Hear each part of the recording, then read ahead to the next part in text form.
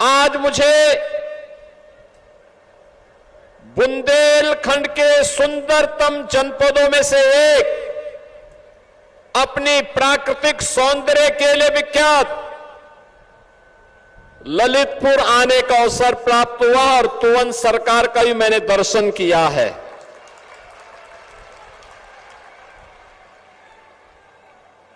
इस बार आने में थोड़ा देर हुई है,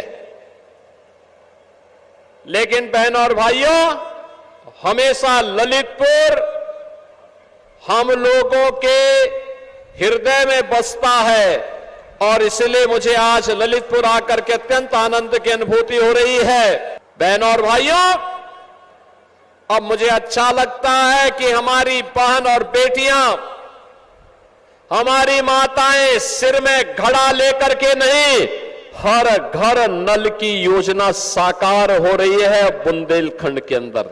हर घर नल की योजना, शुद्ध पेयजल उनके घर तक पहुंचाने का काम हो रहा है। तो बुंदेलखंड अब एक मॉडल बन रहा है। बुंदेलखंड एक्सप्रेसवे और उत्तर प्रदेश का सबसे बड़ा इंडस्ट्रियल सिटी यानी औद्योगिक शहर अगर हम कहीं बसाने जा रहे हैं तो वह भी बुंदेलखंड में बसाने जा रहे हैं, बुंदेलखंड के अंदर। मैंने पिछली बार कहा था कि पहले हमारा यहां बुंदेलखंड का युवा प्लान करता था, माता और बहनों की पूरी जिंदगी पानी ढोने में व्यतीत हो जाता था। वो बेचारी मिट्टी के घड़े में पानी ढोते ढोते पूरा जीवन व्यतीत कर लेती थी और कभी दुर्भाग्य से कोई ठोकर लग करके मिट्टी का घड़ा फूट जाता था, वो अपनी किस्मत के लिए रोती थी।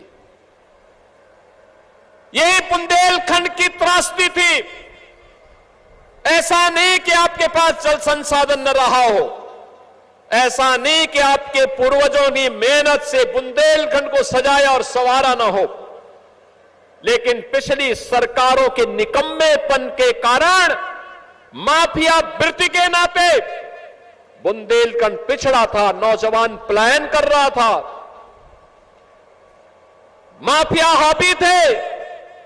हर जिले में कोई न कोई माफिया नौजवानों की नौकरी पे डकैती डालता था, विकास की योजनाओं पर जबरदस्ती अपने गुंडों को बिठा करके जनता के हक को छीनने का कार्य करता था और बुंदेलखंड अपने आप को ठगा हुआ महसूस करता था। बहनों और भाइयों, मैंने पिछली बार कहा था कि हम डिफेंस मैन्युफैक्चरिंग कॉरिडोर के हब के रूप में बुंदेलखंड को भी बस डेवलप करेंगे। यह है नए भारत की ताकत और नए भारत की ताकत का नेतृत्व दे रहे हैं देश के यशस्वी प्रधानमंत्री श्री नरेंद्र मोदी जी और उन्हीं के मार्गदर्शन में उत्तर प्रदेश के साथ साथ बुंदेलखंड की भी व्यापक कायाकल्प हुई है। एक कायाकल्प की कहानी नौजवान के लिए नौकरी और रोजगार की है, बहन और बेटियों की सुरक्षा और उनकी समृद्धि से है।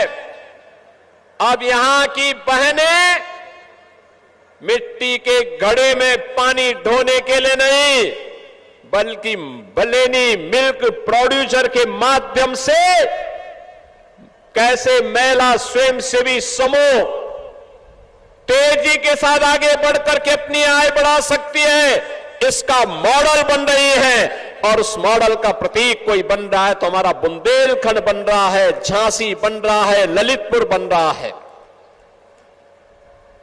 अब तो यहां पर विकास की योजनाएं, वर्षों से लंबित सिंचाई की परियोजनाओं को तेजी के साथ आगे बढ़ाने का काम किया गया है। आज आप देख रहे होंगे, कभी अर्जुन सहायक परियोजना कई दशकों से लंबित थी, आज पूरी हो गई। रतौली बांध, बावनी बांध, कसनौदा बांध, मझगावा और चिल्ली स्प्रिंकलर सिंचाई परियोजनाओं ने आज बुंदेलखंड के अन्नदाता किसानों की किस्मत को बदला है। कई गुना आमदनी हमारा अन्नदाता किसान अब कमा रहा है। याद करना, जब हम समग्र विकास की बात करते हैं तो मैं एक बात साफ कह देना चाहता हूं बहन और भाइयों, विकास का कोई विकल्प नहीं हो सकता। विकास ही हम सबके जीवन में परिवर्तन लाएगा और उस विकास का भाग समाज के प्रत्येक तबके को बनाना पड़ेगा। हर नौजवान को, हर अन्नदाता किसान को, हर कारीगर को, हर हस्तशिल्पी को और हर व्यापारी को इसके साथ जोड़ना पड़ेगा। हर बेटी को जोड़ना पड़ेगा, हर बहन को विकास की योजना के साथ जोड़ना पड़ेगा। तब कई गुना विकास होगा, तब किस्मत बदलेगी, तब समृद्धि आपके घर में आएगी, आपके जनपद में आएगी। भाइयों, ये संकुचित सोच ही का परिणाम था। इन्होंने हर जिले में एक एक माफिया दे दिए थे।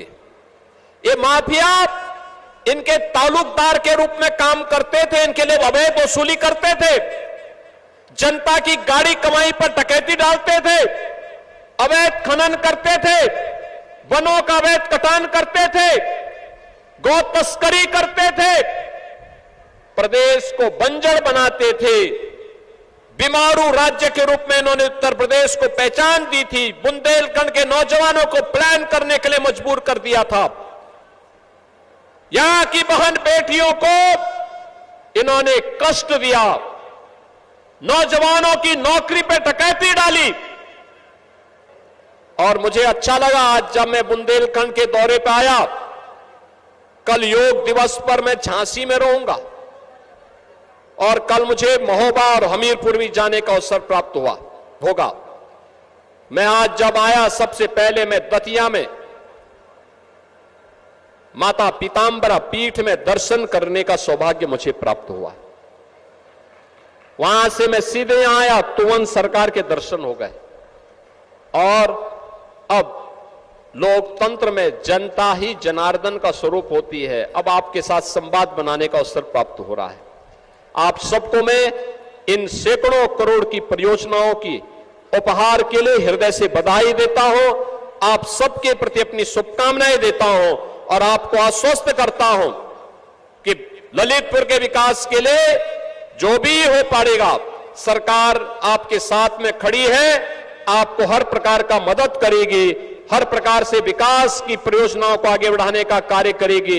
इस विश्वास के साथ आप सबके प्रति मैं अपनी मंगल में शुभकामनाएं देते हुए वाणी को देता हूं विराम। जय हिंद, जय जय श्री राम।